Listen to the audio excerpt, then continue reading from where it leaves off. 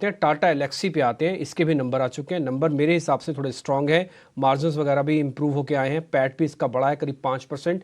एक बार संतोष सर आप चेक करेंगे टाटा एलेक्सी, ये ऐसा शेयर है कि नंबर पे रिएक्ट अच्छा करेगा। भी अच्छा हो रहा है। स्टॉक एक बेस बनाने की कोशिश कर रहा है अपने 20 और 50 डे मूविंग एवरेज के क्लस्टर पर, और कल रेजिस्टेंस के ऊपर भी क्लोजिंग दी है, तो चार्ट के हिसाब से तो बुलिश मोमेंटम रहना चाहिए। नीचे जो सपोर्ट है इसका 7350 का, तो वो स्टॉप लॉस मेंटेन कीजिए। अगर यहाँ से मोमेंटम पकड़ता है तो पोटेंशियल टारगेट जो आ रहे हैं 7750 7800 रुपीज तक के आ रहे हैं। पार्थिव से एक कमेंट ले लेते हैं। जिस तरह के जो नंबर्स आ रहे हैं उनमें एटलीस्ट आईटी स्टॉक्स के जो नंबर आ रहे हैं, टाटा एलेक्सी के तो अच्छे नंबर आए, लेकिन एल&टी टेक के नंबर्स अभी तो अच्छे हैं पार्थिव, लेकिन एट द सेम टाइम जो रेवेन्यू गाइडेंस थोड़ी सी कमज़ोर दिख रही है आगे के लिए। क्या एक खतरा रहेगा कि इस एंटिसिपेशन में आगे एक वीकर क्वार्टर हो सकता है, और of course technology companies they are still not out of the woods, ये स्लिप कर सकता है या फिर इस पर दबाव हो सकता है? कैसे रीड किया आपने नंबर्स? यस पिंकज, आपने राइटली पॉइंट आउट किया कि इनकी जो गाइडेंस है वो उन्होंने कम की है। नॉट ओनली दैट, आपने देखा होगा कि जो बड़ी दिग्गज आईटी कंपनीज है उन्होंने उनकी गाइडेंस एक बार नहीं लेकिन दो बार ट्वीक की है to the lower price band.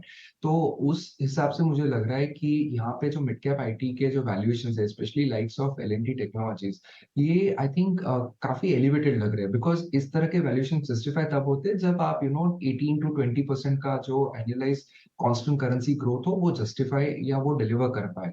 लेकिन ऐसा नहीं है कि उनकी जो टोटल कॉन्ट्रैक्ट वैल्यू वो कम हो रही है, कॉन्ट्रैक्ट हो रही है। It's just about the fact कि काफी जो कस्टमर्स है उनका जो स्पेंडिंग डिसीजन है वो काइंड ऑफ थोड़ा डिफर हो रहा है।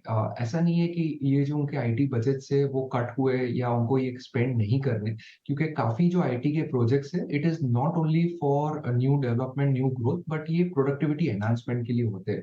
और जब सॉफ्ट लैंडिंग जैसी माहौल रहती है यूएस और यूरोपियन मार्केट्स में, तब काफी कंपनीज जो प्रोडक्टिविटी एनहांसमेंट कॉस्ट के बजट से उसको डिफर नहीं करती। लेकिन यहाँ पे आई थिंक ऐसा हो सकता है कि आने वाले 2-3 क्वार्टर में शायद ये गाइडेंस और कम करे।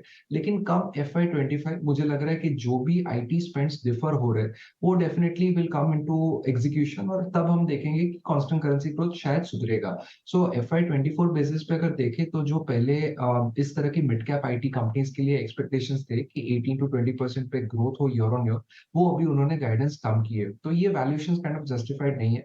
मुझे अभी भी लग रहा है कि काफी इस तरह की मिड कैप आईटी कंपनीज जहाँ पे growth is not at par with the current valuation, वहाँ पे 10 to 15% का करेक्शन आ सकता है, और हिस्टोरिकली हमने पास्ट में देखा है। तो ओनली ऑन मेजर डिक्लाइंस, ये लॉन्ग टर्म तो बहुत अच्छी कंपनी है लेकिन अच्छे वैल्यूएशंस पे एंट्री करना भी बहुत जरूरी है।